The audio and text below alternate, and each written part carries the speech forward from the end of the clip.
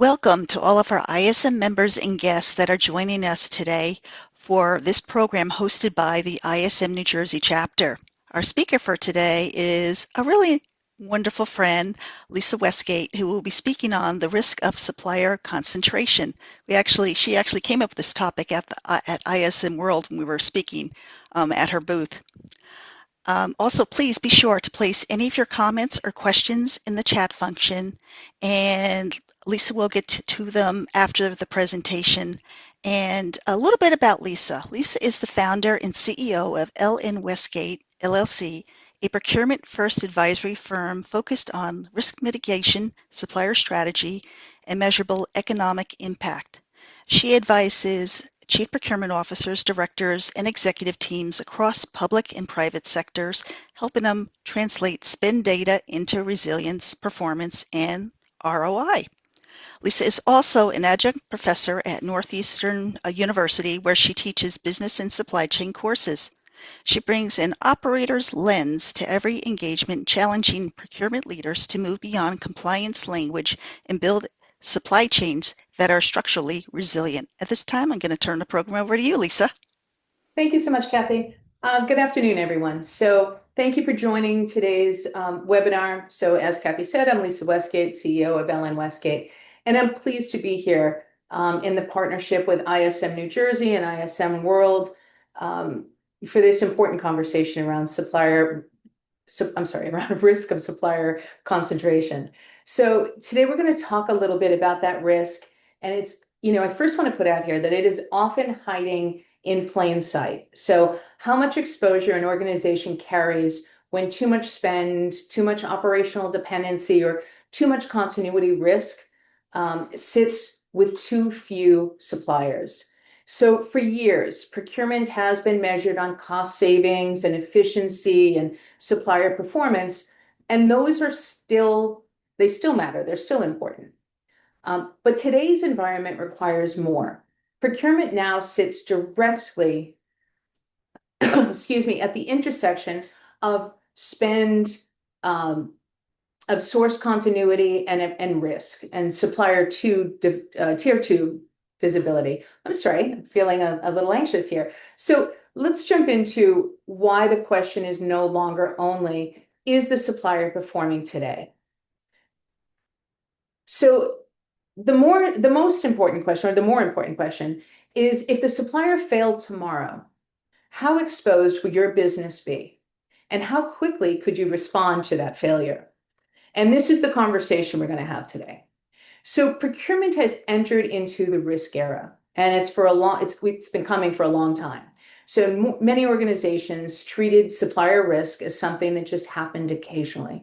It was viewed as an exception or a disruption or a one-off event that procurement could respond to when something went wrong.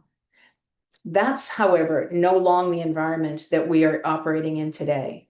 Supplier concentration is increasing across all the categories, and more spend is often sitting with fewer suppliers, and that creates the dependency inside the business. At the same time, supply disruption is no longer a low probability event. The market has shown us that disruption can come quickly from many different directions and with very little warning. The challenge is that many of the metrics procurement has traditionally relied on do not fully show structural risk. A supplier can look nice on paper, strong on paper. They can meet performance targets, and they can appear reliable. But those metrics may not tell us and expose to us what the organization has underneath. This leads to three major implications. First, organizations often overestimate supplier resilience. We assume that past performance equals future stability. Second is that tier 2 and tier 3 dependencies often remain hidden. We may know the supplier we contract with directly, but not the deeper dependencies sitting underneath that relationship. And the cost optimization alone no longer protects continuity. Cost still matters, but lowest cost does not automatically mean the lowest risk. And the key insight is this: What was once treated as exception is now a baseline exposure. This is the shift procurement leaders have to recognize. Supplier risk is no longer something outside the core procurement conversation. It's part of the operating environment now. Oops. Supplier concentration creates overexposure. At its simplest, supplier concentration risk happens when an organization relies too heavily on a small number of suppliers for critical goods and, for critical goods and services. That reliance may look efficient on the surface, and few suppliers can mean fewer contracts to manage and fewer relationships to maintain. But it's also more consolidated spend. And concentration is not an automatic failure. I do not want anyone to leave here today saying, well, Lisa Westgate said concentration is an automatic failure. That is not the case. Undermeasured concentration is the risk. So consolidation also creates that exposure. The first risk is operational fragility. If one supplier disruption can interrupt core operations, then that supplier's problem quickly becomes the organization's problem. And if alternatives are not ready and recovery becomes slow, and then it's more expensive, and then it's more disruptive. The second risk is financial exposure. And this is when the organization depends heavily on one supplier. That dependency can create pricing pressure and recovery costs, and there's margin vulnerability. The more dependent you are, the less flexibility you have when costs change or conditions shift. And the third is limited flexibility. High switching costs reduce options exactly when spend and resilience matter most, right? So when there's limited flexibility, and now all of a sudden we're in a situation where we need to shift that supplier and move quickly, if we didn't do that initial vetting and that initial preparation, we're now in a situation that requires speed and agility, and we've backed ourselves into a corner because we didn't prepare for this particular risk, and we limited that flexibility. And if changing suppliers requires months of onboarding and new approvals and new contracts, then the organization may not have a practical alternative when it needs one. And this is why this executive takeaway matters. This is not efficiency. It is overexposure disguised as strategy. Efficiency is vulnerable when it creates discipline and control, but when efficiency removes options, concentrates risk, and slows recovery, it becomes a vulnerability. The goal is not to avoid strong supplier relationships. The goal is to understand that when a strong relationship has become a critical dependency, and that's an important moment. Whoops, my apologies on that. So this slide builds on that same idea. Supplier concentration is not happening in a stable environment. What used to be treated as low probability risk is now part of routine. Sorry about.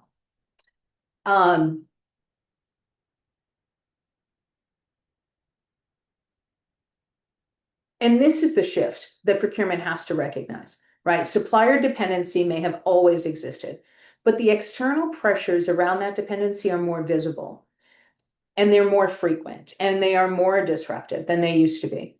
And geopolitical instability has regional conflicts, can affect access to the materials. We're seeing this with transportation routes. We're seeing this with production capability and capacity and supplier availability. Next, we can jump into the trade wars and the tariffs and the regulatory shifts that are creating the change that has cost, and these are happening almost overnight. And a supplier relationship that looked financially sound under one set of assumptions can become much more expensive or much less viable when the rules of the operation are changing. We're seeing extensive labor shortages across critical markets, and these are also affecting production and delivery. and quality and recovery time. And then there's cybersecurity. It's on the wrong page, I apologize. Cybersecurity threats that are across the supplier network, and they're creating this additional layer of exposure. The supplier does not have a physically fail to disrupt your organization. It's a cyber incident that can interrupt your systems, your data, your payments, operations, your service delivery, right? Everything is connected when we have that cyber incident. Climate-driven disruptions, we're seeing those more and more often, right? That's no longer, it's no longer theoretical of what's going to happen with weather events and energy instability. We're seeing those transportation incidents and interruptions and regional impacts, and they're all affecting your supplier continuity. And finally, there is less tolerance for slow recovery. So customers and internal stakeholders and regulators, they're speaking up. They're expecting these faster responses. They expect continuity. And in order to support that, we need to ensure that we have our alternatives ready, willing, and able. So the executive takeaway here it's very straightforward. The external environment has hidden supplier dependencies, and they are harder to ignore. And if an organization has concentrated supplier relationships, then those limited alternatives or dependencies it has mapped out, those gaps, they're more likely to begin showing up now. And this is why procurement cannot support concentration as a background issue. The risk environment has changed and supplier strategy has changed with it. So this slide is important. It challenges one of the most common false comforts in procurement and the green dashboard. A supplier can appear healthy today and still create serious structural risks for an organization. On-time delivery may look strong, quality may be acceptable, fill rate may be even high, but cost performance may be within target. Those measures tell us how the supplier is performing right now. They do not always tell us about how resilient the relationship is if any of these pressures were to enter into the system. And that's the difference that this slide is making, right? A green dashboard may not show operational risk, such as delays and shutdowns, if it cannot deliver. It may show financial risks, such as pricing exposure or margin pressure when alternatives are limited. It may not show commercial risks, such as supplier lock-in and weaker leverage. Strategic risks, such as innovation stagnation, when organizations keep relying on those same suppliers without testing their market. Continuity risk is especially when the organization exposes itself to single points of failure. And it may not show recovery risk, which is what happens when there are fewer viable alternatives under stress. So the executive takeaway here is very clear. Supplier performance is not the same as supplier resilience. Supplier performance tells us whether the supplier is meeting expectations today. Resilience tells us whether the organization has options in that the supplier cannot meet expectations tomorrow. That is why procurement leaders need to look beyond the dashboard. The goal is not only to ask yourself, is this supplier performing? The stronger question is, if the supplier failed, how exposed would we be? And what would we do next? This slide brings the risk into that very practical terms. Single source means single point of failure. When an organization depends on one supplier for a critical good or critical service, any disruption at that supplier can quickly become your disruption. That's the first part of the equation, right? Supplier disruption. The second part is enterprise exposure. A supplier issue does not stay isolated when the supplier is tied to essential operations. They're tied to critical material and key services and customer communications. That becomes a business continuity issue. The third part is the slow recovery, when alternatives are not readily identified and qualified and ready, and then the recovery is just simply going to take longer. The organization may have to search the market, validate capabilities, negotiate terms, complete onboarding, and rebuild internal confidence while already under pressure. That is why single source dependency is so dangerous. It's not just that one supplier may fail. It's that that organization may not have a ready path forward when that failure happens. The semiconductor shortages made this painfully clear. Limited supplier options did not just create inconvenience, they halted production. They delayed delivery and disrupted revenue and ultimately affected entire industries. The takeaway is not that every category needs multiple suppliers at all times. The takeaway really should be that critical source relationships need to be visible, intentional, and actively managed. If the organization chooses to rely on one supplier leadership, then they should understand the exposure and the recovery plan and the cost of disruption. Because when a single source supports a critical operation, procurement is not only managing the vendor relationship, procurement is managing that potential point of failure.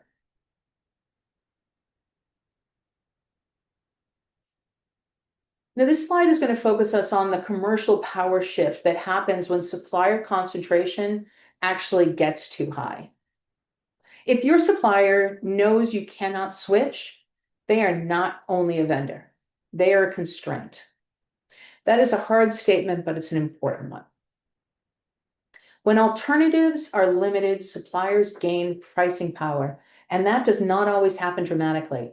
It can show up quietly through higher renewal costs, less competitive terms, additional fees, and an overall less willingness to negotiate. I think we've all kind of probably seen that one or two times in our careers, right? That contract flexibility also decreases when switching is not realistic. So if the organization does not have another viable supplier, then the contract becomes harder to challenge. And terms that might have been negotiable in a competitive market become more difficult to move. And service accountability can weaken when dependency is visible.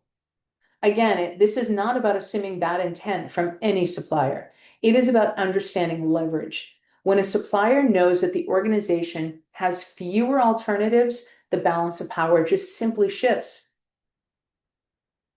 That's the insight here. Higher concentration can quietly change the balance of commercial power. And this is why procurement has to protect optionality. Optionality is not just about disruption planning. It's also about negotiation strength, contract discipline, supplier accountability, and commercial control. The more dependent organizations become, the less power it has to shape the relationship. And when procurement loses leverage, the enterprise absorbs the cost.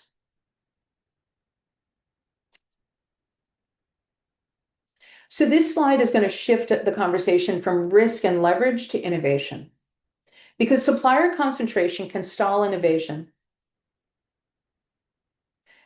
A narrow supplier base limits how much market signal enters the business, right? It's just, there's only so much room, so much bandwidth that you're going to be receiving information from your current limited supply base. So when an organization keeps relying on the same suppliers, for the same categories and the same sourcing patterns, it also keeps getting the same ideas. Lisa, it doesn't look like the slides are advancing. Oh no. Okay. You're not seeing concentration can stall innovation? No. Okay. I'm not sure if we're on slide 5 or 8. 8. Okay, that's it. You can see this? Yep. Can you see if I move them? Yes. Okay. Sorry Okay, we're about good. that. No, we're good. Thank you. Okay. No, thank you.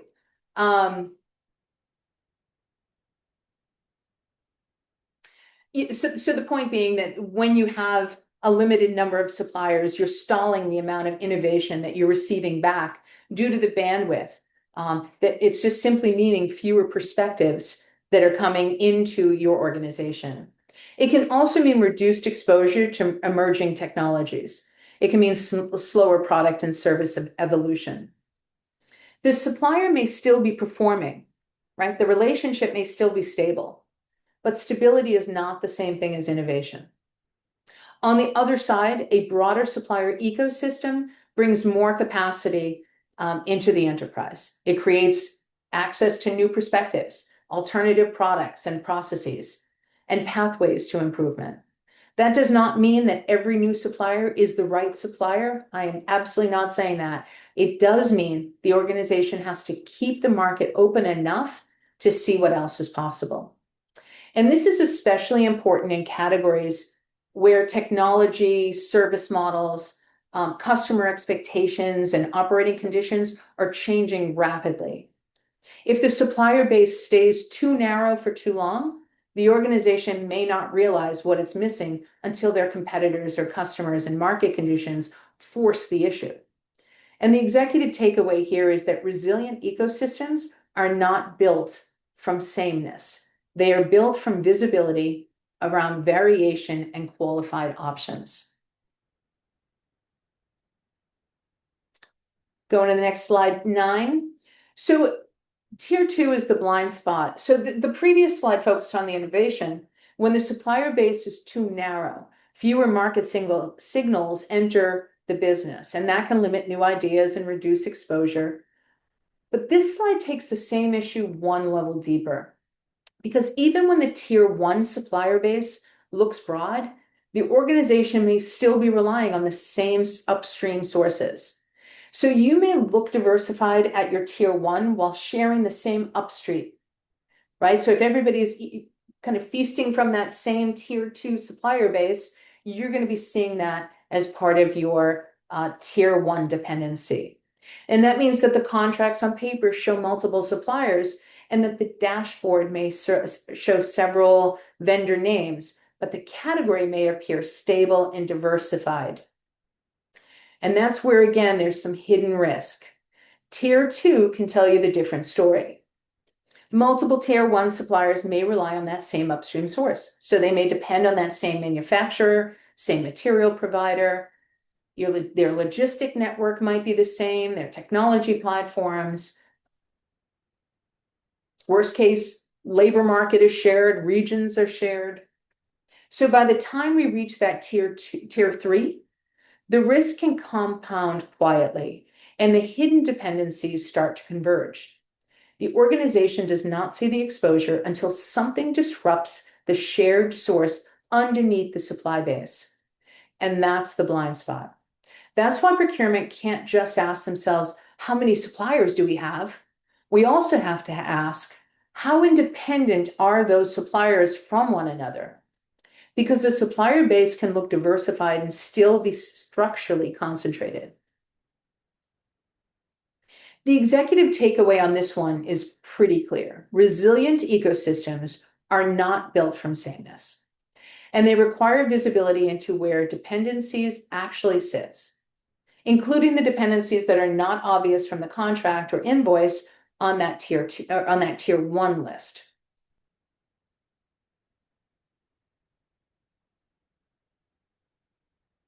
So the next question becomes, how do we find that risk before it becomes a disruption?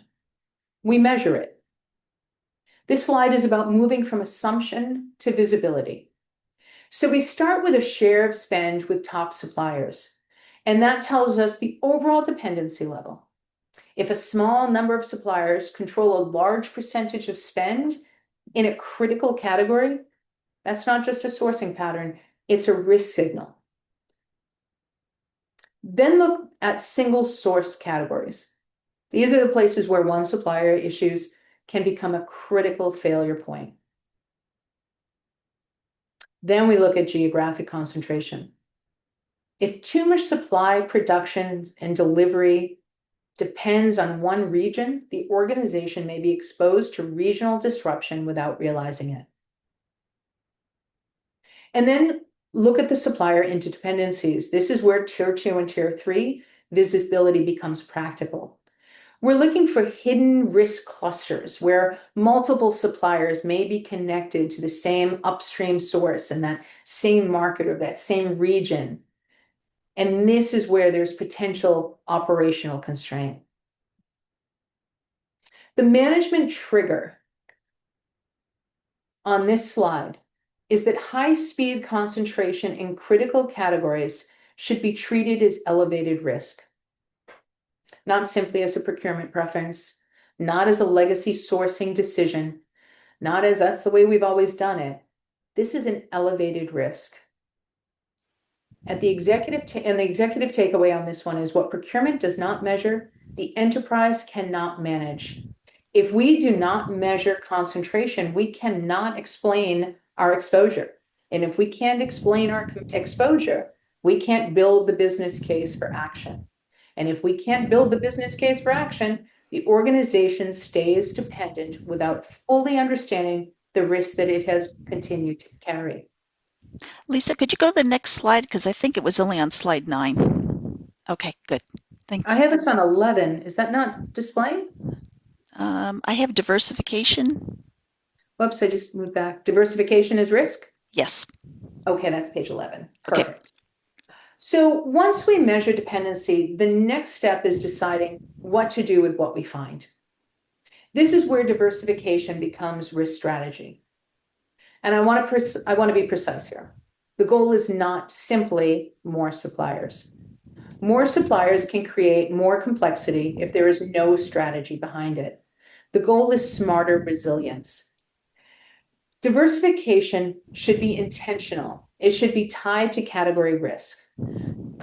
Continuity needs, recovery planning. What else do we have? Cost exposure, operations ability to respond when conditions change. First, diversification strengthens viable recovery options. If one supplier fails or slows down or becomes unavailable, the organization has someplace else to go. That's pretty straightforward. Second, diversification stabilizes cost exposure by preserving competition. There's competitive alternatives. When suppliers know there are qualified actions in the market, it helps maintain pricing discipline, and that protects the organization from overdependence. And lastly, diversification increases agility, right? With that comes negotiation leverage and access to innovation. There's a broader ecosystem which is giving procurement more insight and capability and just simply more room to respond. And that's why the key insight on this one is that diversification is not about fairness alone. It is about a portfolio risk management. Fairness may be part of the value, but access may be part of the value. But from an enterprise perspective, diversification is about reducing exposure, which protects continuity and builds a supplier base that can withstand pressure, outside pressure that we've been talking about. Again, it's not about just adding suppliers for the sake of adding suppliers. It's about building that right mix of suppliers so the organization has options when options matter most. We're going to go to 12, Kathy. And this is resilience and ROI can coexist.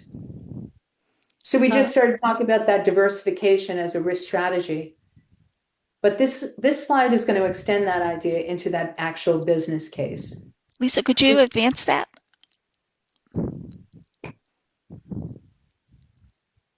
You see it? Yep, now we do. Okay, thank you. No, I think I'm going to have to double click to move that along. You're not seeing it. Sorry about that. Okay. So we're going to jump into resilience and ROI and how they coexist. So too often organizations treat resilience as if it's only cost, right? That's something extra, something protective, and that it's not actually generating any value. I'm going to argue that that's too narrow. A more diversified supplier base can reduce supply chain vulnerability because the enterprise has more options when disruption occurs. If one supplier cannot perform, the organization is not starting from zero. It has alternatives. They've built relationships. There's pathways already in place to get up to speed. There is a commercial value and benefit here, and it's more viable alternatives can improve pricing discipline. It's also going to be creating that flexibility. Competition matters. When suppliers know that they're the only option, the organization is in a strong position. When they know they're not the only, they're not the only supplier, the supplier knows that they're in a position they're going to need to negotiate. They're going to manage their costs. They're going to seek some continuous improvement. They're going to protect their value. And there's a growth benefit. And the broader supplier base can expand access to new markets. It's going to give you new capabilities and new insights. And there's different ways of solving problems.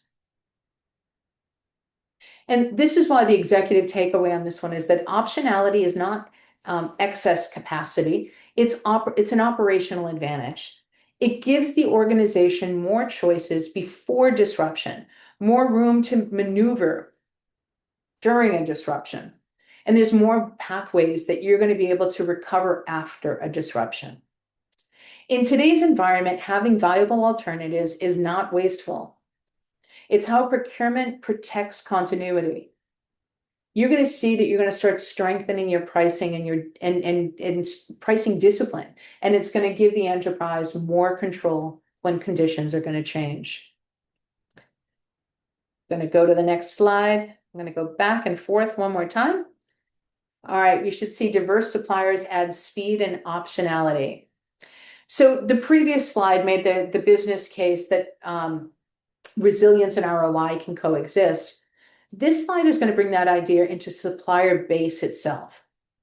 Diverse suppliers add speed and optionality. And that matters because optionality becomes valuable before, during, and after any disruption.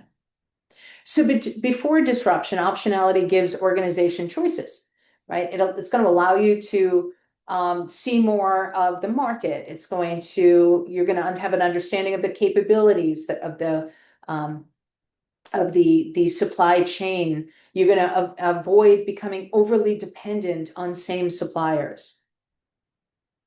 And then as we're in a disruption, operationality gives the organization room to move. So if one supplier can't deliver, there may be another qualified supplier sitting at the ready. It might be a regional provider or a niche expert or a small firm that can respond quickly. After disruptions, optionality, they support the recovery. So it gives the organization more pathways to stabilize operations and reduce continuity and reduce future exposure. Small and diverse suppliers can often move quickly. They may be closer to the customer and closer to the region or more flexible in how they respond. They can bring that expertise that you're seeking or that niche capability that can solve a targeted business need that some of those large incumbent suppliers are typically not able due to their structure of how an infrastructure. They're not able to shift and move and make some of those solution finding responses. Local and regional suppliers can also add resilience by creating practical continuity options, right? Especially when national or global supply chains they're under that pressure. You might be able to see some of those local and regional suppliers able to respond in ways that are going to surprise you. And new suppliers can bring some insight that you may not have seen. They're going to look at the market differently than you have before. And they're going to offer alternative approaches and different service models and intelligence that's existing in the supplier base that your current supplier base might not be providing you. And this is really why the executive takeaway here remains that supplier diversity is not philanthropy. It's a disciplined risk management. And it gives the enterprises more speed and more expertise and more resilience and just generally more insight. And in the risk environment, those are not soft benefits. They are operating advantages. Moving to page 14, you should see procurement must reframe and its mandate. Let me go back up and back down one more time, just to make sure. So this slide is about the mandate of procurement itself. So for a long time, procurement has been framed through an older mindset, right? Procurement is cost savings, but supplier management is performance tracking. Those responsibilities still matter, of course, right? Cost matters, performance matters. Category execution absolutely matters, but they're no longer enough. The new reality is that procurement is also the risk mitigation. Their supplier management is really about resilience planning. And sourcing should be about enterprise continuity strategy. That is a significant shift. It means procurement can not only report what it has saved, it has to identify what it exposed. It can't only track whether a supplier performed how the supplier performed last quarter. It has to understand whether that supplier relationship is resilient enough for the next possible disruption. It can not only execute sourcing events, it has to design supplier strategies that protect continuity. You need to preserve, leverage, and create viable alternatives to your current supply base. And that's why the takeaway here is that supplier concentration belongs in board level conversations. And that means that supplier concentration should not live only in a sourcing file or a category plan. For risk categories, concentration risk should become a formal input into business continuity, into the planning and the enterprise risk management. It should be a disaster recovery and a contract governance. We need to have some clarity around cyber and operational resilience planning and executive risk registrations. If a supplier relationship can interrupt operations, right? If your supplier can interrupt your operations, if you are deeming them a critical supplier, if they can delay your service, if they can increase your recovery costs, or if they affect your customers directly, then it belongs in the same conversation as with every other material business risk. That is how procurement moves that issue from we should probably look at this to leadership needs visibility and governance and a mitigation plan. It's a critical category. If a critical category is highly concentrated, that's not just a procurement detail. That is a business continuity issue. If a supplier relationship creates operational dependency and financial exposure, or even if there's limited recovery options, leadership needs to understand that that risk exists and it needs some attention. And procurement is in the best position to see those dependencies before they become enterprise problems. But to do that, we have to reframe the work. Procurement is not just about buying better. Procurement is about helping the organization withstand disruption. Going to slide 15. And so we're moving from the reframe into the action, right? So if procurement is now operating as a risk function, then leaders need a practical way to begin. And so I've outlined here 6 actions that are a strong starting point. So number 1, let's assess spend concentration across critical categories, identifying where the organization has too much spend sitting in too few suppliers. And one practical way to begin is to create internal concentration thresholds. So these do not need to be perfect on day one. They need simply to give the organization a common language for risk. For example, if the top 3 suppliers represents more than 50% of category spend, that category should be monitored. If the top 3 suppliers represent more than 65%, that should be treated as an elevated risk. And if one supplier represents more than 40% of the spend of a critical category all by themselves, that should trigger executive review. So if a critical category is single source, that is no longer just a procurement condition. It is a business continuity risk. So the point is not that every threshold should be the same in every organization. The point is that every procurement needs a consistent way to identify when concentration is moved from efficient sourcing into enterprise exposure. And second, to identify single source dependencies and high switching cost relationships. And these are the places where disruption would be hardest to absorb because there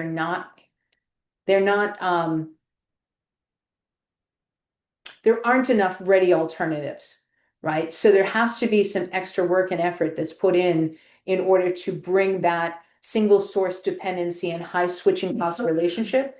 There has to be a clear and clean understanding of what the path looks like. And third is to map your tier 2 exposure and supplier interdependencies. And I said not perfect on day one because I'm going to limit this to tier 2.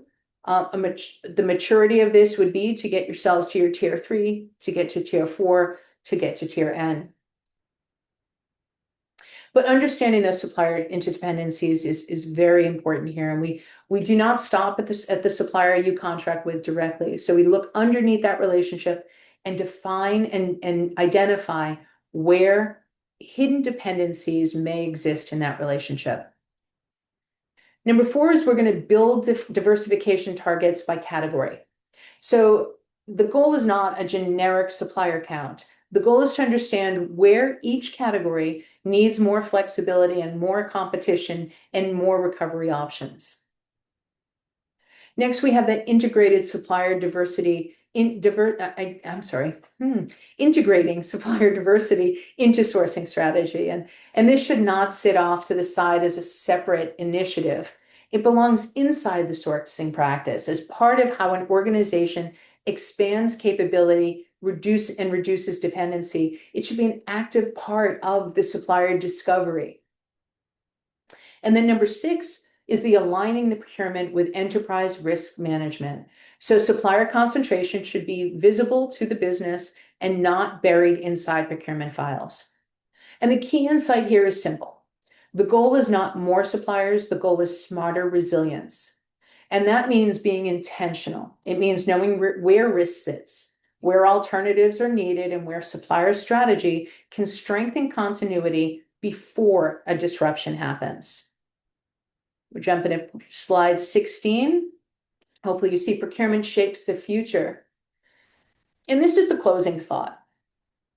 So procurement shapes the future because procurement decides where dependency sits. It decides where options exist and how prepared the organization is when these conditions are going to change or when they change. There are 3 ideas I want to leave you with today. So the first is visibility. Know where dependency sits. So measure that concentration across spend categories. Look at it again through geography and look at it again through tiers. If you can't see the dependency, you cannot manage the risk. Optionality. So build visible alternatives before disruption occurs. Optionality gives the organization recovery choices. It gives procurement room to move ahead instead of forcing the business to react under pressure.